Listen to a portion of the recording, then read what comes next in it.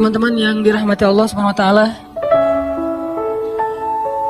puji syukur kepada Allah untuk nikmat bisa duduk di dalam rumah Allah SWT.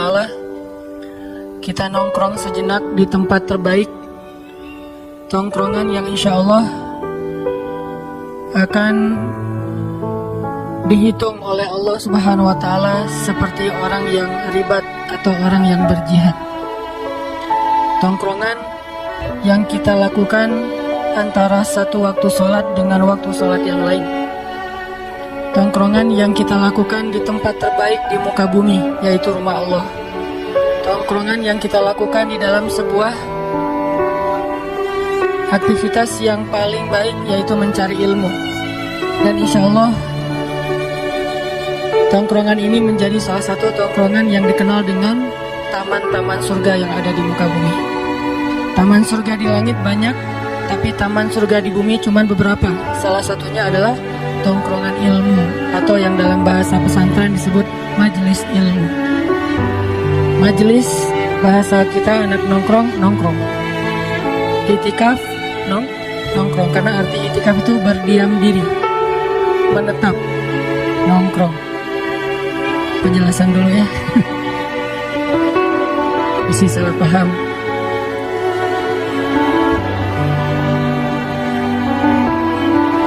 Dan ini adalah sebaik-baik tongkrongan insya Allah, walaupun kita tetap respect dengan tongkrongan-tongkrongan teman-teman yang lain di tempat main, di kafe dan seterusnya. Karena kita punya prinsip no judgment, kita nggak berani menjudge orang lain, walaupun kita melihat secara zahir mungkin yang dia lakukan itu adalah sesuatu yang biasa aja, tapi siapa tahu ada hal yang kita nggak tahu, ternyata dia bernilai pahala di sisi Allah. Kayak misalnya ada orang yang kalau kita lewat selintas, orang lagi nongkrong nih, kita lewat selintas, kedengaran dia lagi ngobrol tentang masalah apa kabar Ronaldo di Juventus misalnya. Jadi cuma ngobrolin masalah bola doang. Apa hukum bicara tentang bola? Mubah kan? Karena al-aslu fil asya ibahah. Awal atau segala sesuatu itu pada dasarnya boleh, kecuali ada larangan yang menghalanginya. Kalau dalam ibadah semuanya tidak boleh kecuali ada perintah yang memerintahkannya. Jadi ngobrol masalah bola boleh, ngobrol masalah kuliner boleh, ngobrol masalah kosmetik boleh, ngobrol masalah olahraga apapun, main komunitas boleh-boleh aja, karena semuanya mubah. Tapi yang boleh ini, yang tadinya nggak berpahala atau juga nggak dosa karena statusnya mubah, nggak berpahala, nggak berdosa, kita nggak tahu. Kadang-kadang sesuatu yang mubah, yang tadinya nggak berpahala, karena beberapa hal ternyata dia bernilai mustahab, disukai dan berpahala. Apa alasannya Ustadz? Dari yang mubah bisa jadi berpahala. Salah satunya adalah misalnya kita lagi ngajak teman kita buat sama-sama belajar agama, sama-sama belajar hijrah. Kita nggak boleh nunggu dia hanya di masjid, karena kalau udah di masjid nggak perlu diajak lagi kan. Kita yang harus ngedatengin dia, kita harus dekat sama dia, kita harus jalan dulu sama dia, selama apa yang kita lakuin itu tidak melanggar syariat. Kita jalan sama dia tapi kita nggak minum, kita main sama dia tapi kita nggak ninggalin sholat, kita misalnya nongkrong sama dia tapi kita nggak membuka aurat, dan seterusnya dan seterusnya. Kemudian pas lagi nongkrong kayak gitu, pelan-pelan kita ambil hatinya sampai akhirnya dia merasa nyaman karena dia tahu kita udah sering nongkrong di masjid. Akhirnya dia mulai nanya tentang masalah agama ke kita. Kalau menurut kamu yang udah sering belajar, ini boleh nggak ya hukumnya? Kita jawab, wah, aku juga baru belajar, nggak tahu hukumnya. Mending kita belajar sama-sama aja. Aku juga penasaran hukumnya apa. Kita tanya aja sama Ustadz. Kebenaran besok atau lusa atau nanti ada tuh talim yang santai. Ya kita ikut bareng-bareng. Soalnya aku nggak ada teman. Atau bisa aja, oh ternyata di sana tuh banyak teman-teman kita. Kalau bahasa anak Bandung kan baru udah kumpul ya. Jadi ternyata bukan orang lain, itu mah anak-anak main kita juga yang pada nongkrong di sana, sehingga dia merasa nyaman. Akhirnya tongkrongan yang tadi awalnya mubah menjadi mustahab, bahkan sesuatu yang ma'jur, yang berpahala di sisi Allah SWT. Ini kenapa saya selalu mengkampen hashtag no judgment. Tidak boleh menghakimi terlalu dini. Kemudian respect to other, kita coba untuk menghargai orang lain. Kalaupun kita melihat dia berbuat dosa sekalipun, kita nggak boleh langsung menghakimi dia ahli neraka. Kenapa? Karena bisa jadi hari ini kita lihat dia bikin dosa, mungkin nanti malam dia udah tobat. Tadi siang kita lihat nih dia bikin dosa, semuanya kita tahu malamnya dia bakal kayak gimana. Padahal Nabi bilang Allah membuka pintu ampunan di malam hari untuk orang yang berbuat dosa di siang hari. Allah menyediakan ampunan di siang hari untuk orang yang berbuat dosa di malam hari. Jadi setiap hari itu Allah buka pintu ampunannya. Walaupun sebetulnya 24 jam, tapi ini simbol bahwa Allah itu menunggu kita. Siang bikin dosa, Allah tunggu malam untuk taubat. Malam bikin dosa, Allah tunggu siang untuk taubat. Bisa jadi teman yang kita lihat siangnya bikin dosa, malamnya udah taubat. Terus kita yang berburuk sangka, menjudge, menghakimi dia, bisa jadi kita justru menanggung sebuah ucapan yang tidak terjadi pada dia atau tidak layak untuk dia, dan itu dikenal dengan fitnah, atau bahasa lebih tepatnya lagi buhtan, kebohongan, atau juga dikenal dengan ghibah kalau itu benar. Jadi kita nggak bisa menjudge. Jadi tetap walaupun kita meyakini sesuai dengan hadis-hadis Nabi bahwa sebaik-baik tempat di muka bumi adalah masjid, tapi kita tidak membuat gap bahwa kalau kita udah berada di masjid berarti yang di luar masjid itu tidak sebaik-baik tempat. Berarti yang di kafe tidak sebaik-baik tempat. Berarti yang di tempat main tidak sebaik-baik tempat. Seolah-olah itu rugi, hina, tidak berpahala, dosa. Tidak selalu seperti itu. Selalu ada dawabit dalam Islam tuh. Arti dawabit kondisional, pengecualian-pengecualian yang bahkan merubah hukum. Karena al-hukmu taduru ma'al illah wujudan wa adaman. Hukum itu tergantung alasannya. Adanya alasan, adanya hukum. Tidak ada alasan, tidak ada hukum. Itu kaidah fikih. Persepsi fikih namanya. Ada hukum fikih, ada persepsi fikih. Persepsi fikih ini kalau di pesantren itu dikenal dengan istilah belajar usul fikih. Kaidah-kaidah fikih. Dari usul fikih, persepsi fikih, akhirnya lahirlah sebuah produk-produk fikih yang dikenal dengan hukum atau fatwa.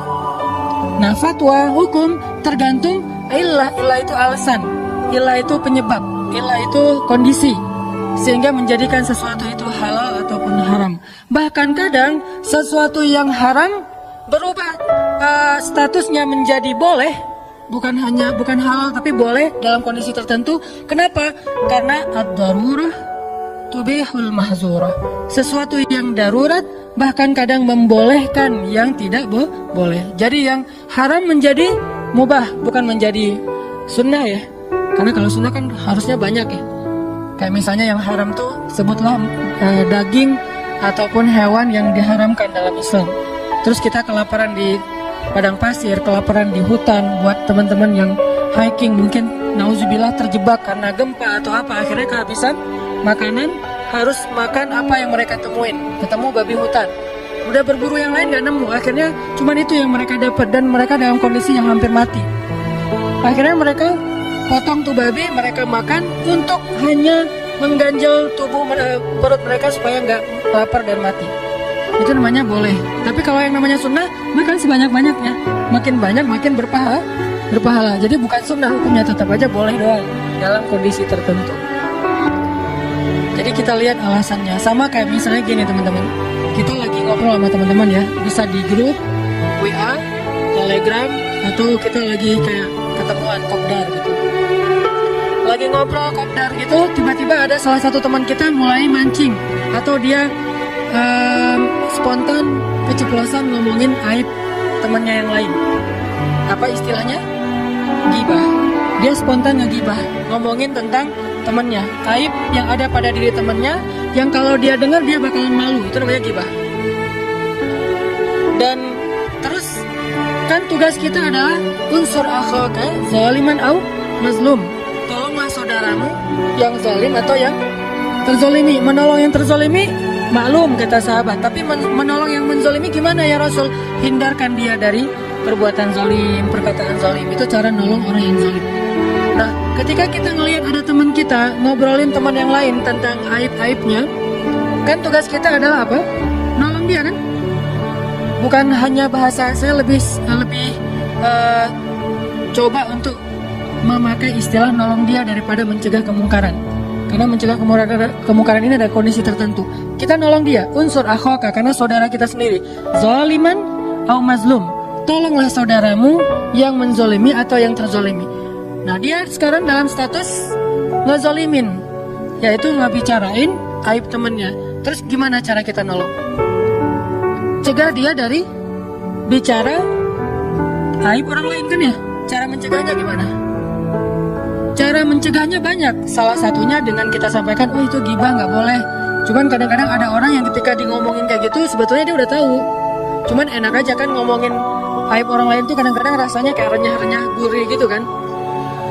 Jadi kayak apa? Yalah kayak kita makan cemilan apa yang kesukaan kita, ditambahin sambal, ditambahin kerupuk, ditambahin apa, kalau perlu masih kurang tambahin cengek potong gitu biar lebih enak gitu kan. Itu kayak makan mie instan banget kasih cengek. Itu ngomongin orang lain, sehingga kayak enak gitu walaupun kita tahu ini nggak sehat loh, tapi makan juga kan. Ini nggak bagus loh, apalagi kalau perut kosong makan mie instan kasih cengek lagi. Kalau perlu tambahin, kayaknya kurang nih pecinnya, tambah 1 sendok lagi gitu kan ya. Kita tahu bahwa pecin itu nggak bagus buat kita, bahwa mie instan ini kalau kebanyakan atau bahkan sedikit aja buat orang-orang tertentu nggak bagus, bahwa ada pengawet nggak bagus dan seterusnya. Kenapa kita tetap makan? Karena emang enak. Kadang-kadang kita kayak pura-pura lupa. Lo makan mie instan terakhir kapan? Udah sebulan yang lalu deh. Perasaan baru kemarin gitu ya. Jadi kayak lupa udah sebulan yang lalu. Gitu juga dengan membicarakan aib temannya. Kita tahu itu nggak boleh, kita tahu itu nggak bagus, tapi rasanya tuh kayak gimana gitu. Rasanya kalau tongkrongan kita nggak ada obrolan tentang itu, kayak garing gitu, kayak hambar. Sehingga kita tambahin ucapan-ucapan, obrolan-obrolan tentang aib orang lain, dan itu bikin suasana renyah. Jadi kayak nyambung, kayak tektokan gitu antara kita sama teman segeng. Nah, gimana caranya? Kadang-kadang kita sebutin ayat juga, dia udah tahu ayatnya. Lo mau ngomong surat Al-Hujurat kan? Oh iya, gue udah hafal. Terus ngomongin hadis, dia udah sering dengar nasihat. Caranya kadang, walaupun ayat dan hadis itu pastinya udah paling ideal lah ya, tapi ada kondisi kadang yang paling efektif, justru kita ganti topik yang lain. Topik apa? Topik yang dia suka. Kadang dia sukanya tentang masalah olahraga, kadang dia sukanya masalah main, kadang dia sukanya masalah kuliner, kadang dia sukanya masalah entertain atau apapun lah ya, selama itu tidak melanggar syariat. Justru sesuatu obrolan yang tadinya hukumnya mubah doang, nggak berpahala, nggak dosa, tapi dengan konteks pengen mengalihkan orang dari gibah, malah menjadi sesuatu yang berpahala. Apakah kita tahu? Kan kita nggak tahu. Makanya tidak boleh kita menjudge orang lain hanya dengan sekilas tanpa tahu detailnya, nggak bisa.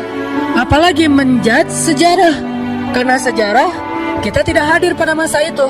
Banyak para tabi'in yang keliru terhadap pemahaman sejarah karena mereka tidak hadir waktu itu. Contohnya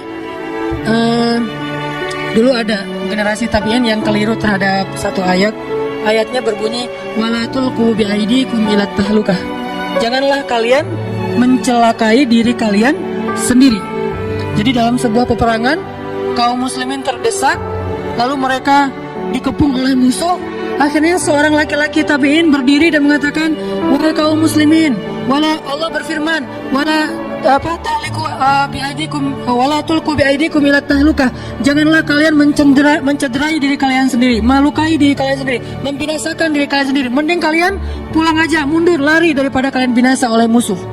Dia pakai ayat wala tulqu biaidikum ila tahlukah. Niatnya baik supaya kaum muslimin terhindar dari dihancurkan oleh musuh. Akhirnya seorang laki-laki sahabat berdiri dan mendorong dia, mengatakan, pemahaman kamu salah, kata dia. Pemahaman kamu salah. Kalau bahasa Ali bin Abi Thalib itu kalimatul haq urida bihal batil. Kalimatnya benar tapi tafsirannya yang keliru. Hadisnya sahih tapi syarahnya dhaif.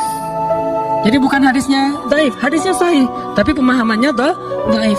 Sehingga seorang sahabat berdiri mengatakan, buruk sekali pemahaman kamu, keliru pemahaman kamu. Demi Allah, ayat itu turun kepada kami. Dan waktu itu saya masih hadir di antara sahabat-sahabat yang lain. Ayat itu turun ketika kami mulai menjual senjata kami.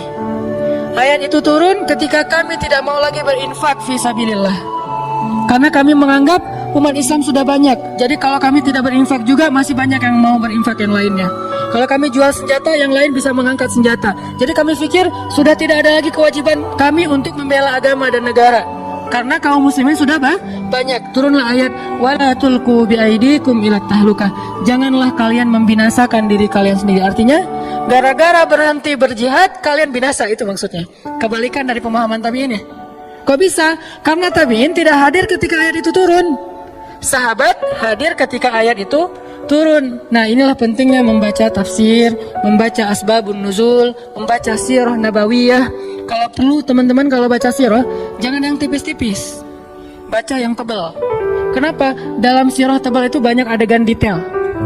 Yang saya suka share, yang mungkin teman-teman sebagian menganggap itu kok belum pernah dengar, itu karena bacanya yang tebal-tebal. Biasanya suka ada adegan-adegan kecil, saya suka dengan adegan karena emang dulu dari kecil saya senang dengan sastra, dengan bikin skenario, bikin cerita, bikin penokohan fiksi segala macam. Akhirnya tertarik dengan adegan-adegan kecil. Oh, ternyata dari adegan kecil itu kita jadi tahu hal-hal yang luar biasa dari sirah Rasulullah Shallallahu Alaihi Wasallam. Jadi intinya nggak bisa kita menjudge orang yang hadir, apalagi menjudge orang yang gaib. Orang yang hadir artinya yang kita lihat dia berbuat dosa aja nggak bisa dijudge. Siapa tahu dia udah tobat, atau siapa tahu kita salah lihat. Siapa tahu yang dia lakukan bukan dosa, yang dia lakukan bukan sia-sia. Sehingga tetap teman-teman kita duduk di masjid, tapi kita respect sama teman-teman kita di luar masjid. Kita hadir di ta'lim, tapi kita respect dengan teman-teman kita yang lagi main, yang lagi di jalan, yang lagi di mall. Karena Islam itu fair. Dan wala tuzakku anfusakum. Janganlah kalian menganggap diri kalian doang yang paling suci. Huwa a'lamu bimanittaqo. Allah lebih tahulah siapa yang paling bertakwa di antara kalian. Teman-teman yang dirahmati Allah Subhanahu wa taala, kita bersyukur bisa nongkrong di dalam rumah Allah ini. Mudah-mudahan seperti yang saya sampaikan di pekan yang lalu, kita betah dengan tongkrongan ini dan kita jadiin ini salah satu lifestyle kita.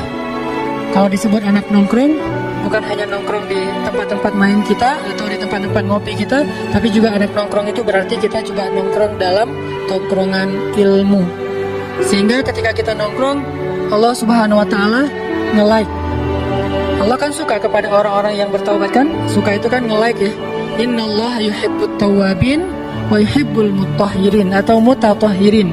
Fiha rijalun yuhibbuna hayyatatahharu, kata Allah.